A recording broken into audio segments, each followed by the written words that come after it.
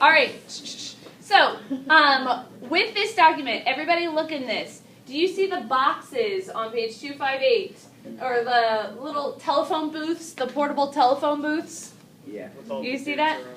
Okay. The portable telephone booth is where the upper class women are. Why are they using the telephone? Okay, so they're carrying the women around in this telephone booth looking thing. Now, what does that tell us about women's status and role in society? They're up there. Okay, so Gabby, you think that means they're up there and they're high and important. Other opinions on this? They're from the future and they have phones. Be quiet. Yelly. Just women of wealth are just high priority. Okay, so the women of wealth, these are only noble women, guys. These are not commoner women being carried around in the telephone booth. So these are noble women. Celeste? Okay, so they're supposed to be closed off. People aren't supposed to look at them. Connor? Because they're ugly. Not because they're ugly.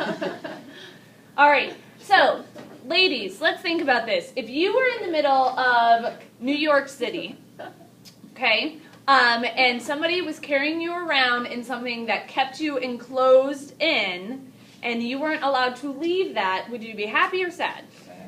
Sad, right? I would not be thrilled. I would say, there's my favorite cupcake store over here, and I want to go eat at it. Let me out. And they would be like, no, woman, you can't be seen by the viewers. You have to stay inside your portable telephone booth. Well, I would just be like, Okay? can you leave So, the Space will kill. guys, stop. All right. So, you're looking at this and you're thinking, wow, that's awesome. She gets carried around through the city. But when you think about it being implemented, is it really as awesome as you think? No. Okay? Because they're being obstructed. They can't participate in the hubbub of the city. Did you notice how there was like stores and lots of things happening? But these noble women are now secluded from that. The noble women are not part of that. Okay? And they're also trying to create this like mindset with the other people, like the commoners, like, oh, the noble women are so fancy and pretty, we can't even look at them. Ah, shun your eyes. But these noble women are sitting there thinking, I just want to be outside and I want to be part of this. Okay? So the noble women are now secluded. Let's get that down for document 4. Within the song Dynasty, we're going to see the noble women.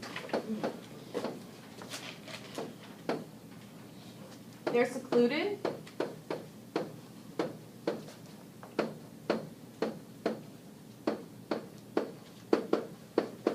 All right, so they're secluded from society. They're in the cart or whatever we want. What do we want to call it? On The sedan chairs. They're in the sedan chairs. There we go. Is that the proper name? Oh yeah, it is.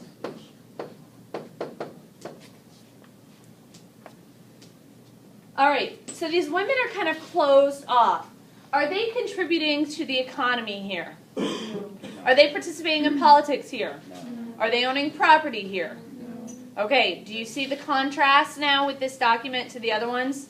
All of you guys who are like, this one's the hardest doc. This is actually one of the best docs because it's showing us how women are not participating in politics. They're not involved in the economy. They're not playing polo.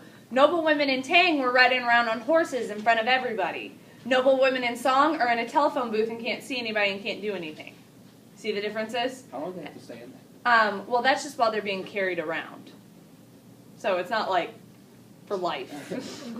Telephone booth for life. No. All right. Standing up. So you guys understand what's happening here then with this document. Now, why in the world are the noble women in the Song Dynasty in these sedan chairs secluded from society? Guys, it's the obvious answer. So what is it? Confucianism, right? So the point of view in document 4 here is going to relate to Confucianism. So we see more of a Confucianist influence. Do you remember how we read yesterday? There was a backlash against Buddhism, and now we're seeing the resurgence of Confucianism under the Song Dynasty. Here's the resurgence of Confucianism. More Confucianist influence.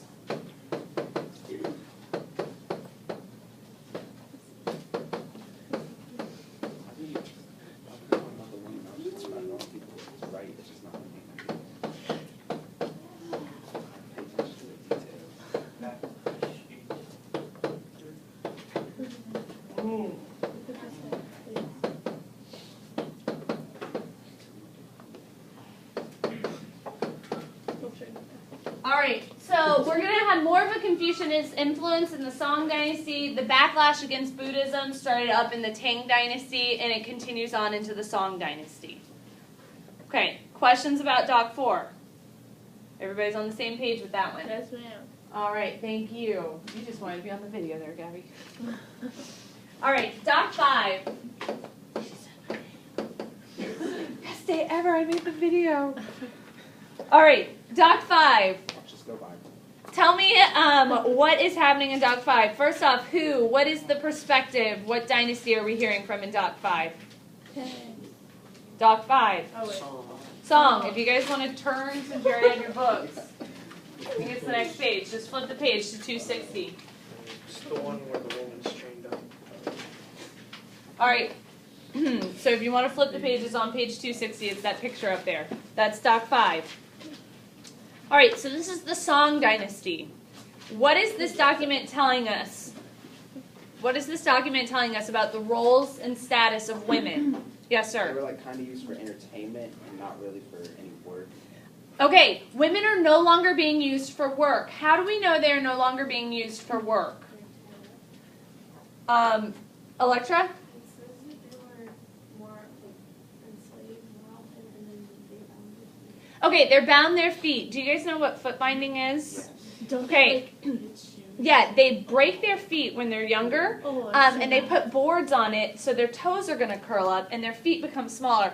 I saw, and I'll find it this weekend, a picture, or not a picture, I saw actual shoes from this time period, this summer, and the shoes were legit this big, guys.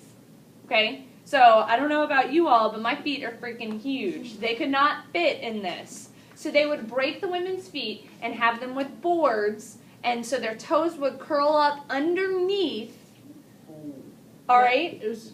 Oh. And their arch would end up being like this, because it's not like this, it turns into this. Yeah. And then their toes are curled up, and that's how they get them into these shoes.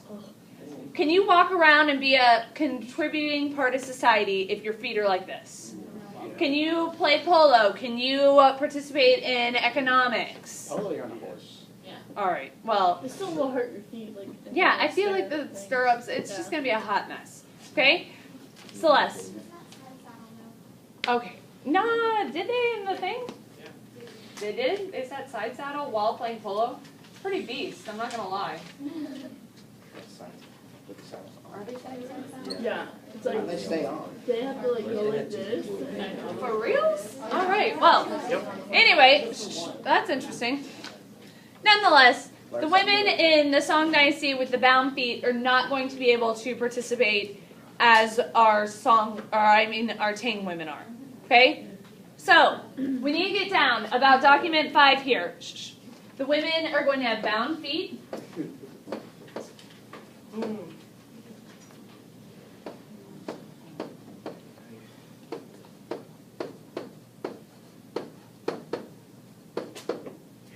Okay, women are also enslaved, you guys mentioned.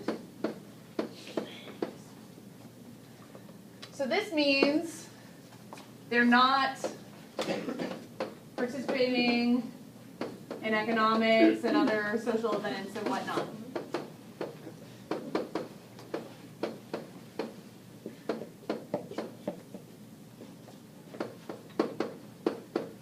Well, not participating, contributing, let's say. Like playing a large role to make society better.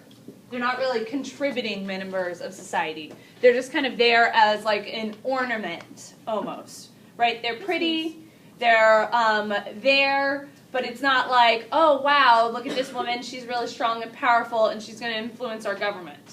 It's more of like, wow, she's pretty. Yay. Look at how tiny her feet are. Okay, that was a big thing. Now this is noble women and like the upper class and stuff had to have the bound feet. The peasant women, just like we've talked about in other societies, they couldn't have their feet bound because they had to farm, so they were right alongside with the men. So yet again, peasant women kind of have a little bit more equality with the men. It's just their lives equally suck. Do you remember we've talked about this concept before? Whereas noble women are way below the noble men. All right. So why in the world would the Song dynasty have women with bound feet and being enslaved and not contributing members of society? Because of Confucius. Because of the Confucianist influence. Y'all are catching on here. All right. So the point of view, or the why here, is going to be Confucianist influence. Yet again. All right. Finally, let's talk about Doc 6 here.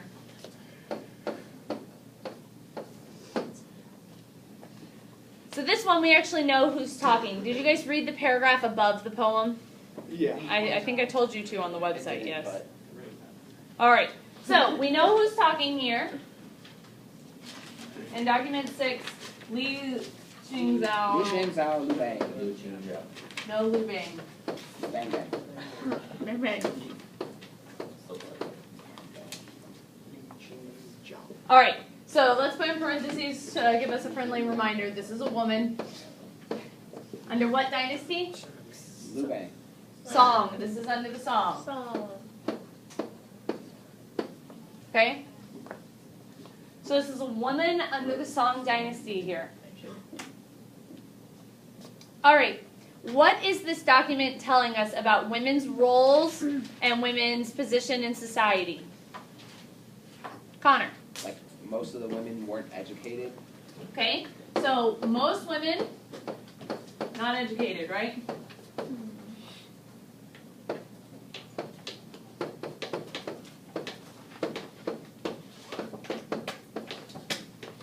All right, what else? Yelly. I got that Lee was immensely intelligent, but didn't express or show it because men were control. Okay, so this woman, she's really smart, and she's saying like, well, I can't really do too much because I'm not supposed to in society. She kind of has some sarcasm and a little bit of jabs towards the men in society. She even talks about this man who's criticizing her, another poet. The fact that she has the guts to say that this man is criticizing her and like call him out during the Song dynasty is kind of a big deal that she's doing this. Okay? So she's courageous in the fact that she's like kind of outspoken, but she also kind of puts herself in the place. Let me find so I can read it with you all. Page 260. There we go. Although I've studied poetry for 30 years, I try to keep my mouth shut and avoid reputation. Now, who is this nosy gentleman talking about my poetry, right?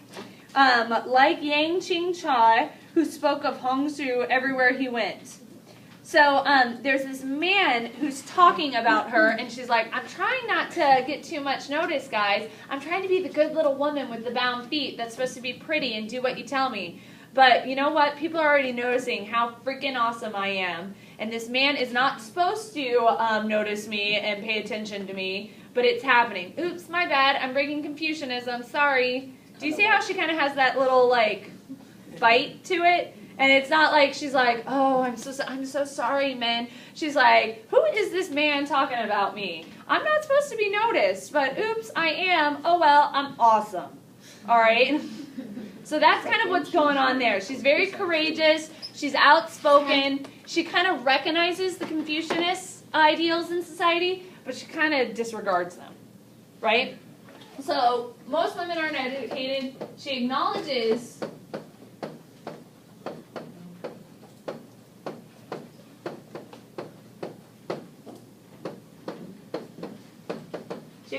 the Confucianist role in society. That women aren't supposed to, you know, play a big part.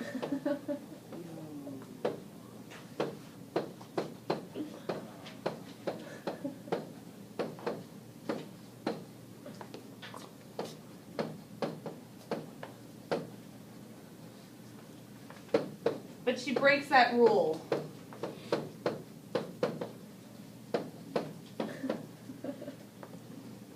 All right, so she's acknowledging the Confucianist role in society, the fact that women are supposed to be below men. She says, yeah, I know I'm supposed to be, but I don't care. I'm breaking the rules anyways.